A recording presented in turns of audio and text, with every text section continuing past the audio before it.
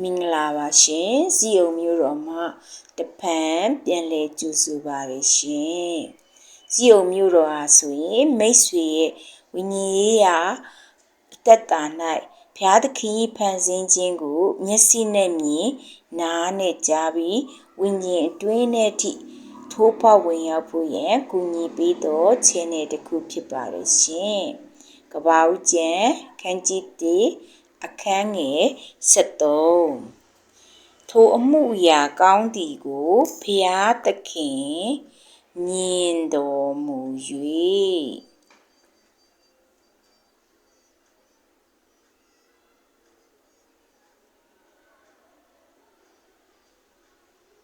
ညဦးနှင့်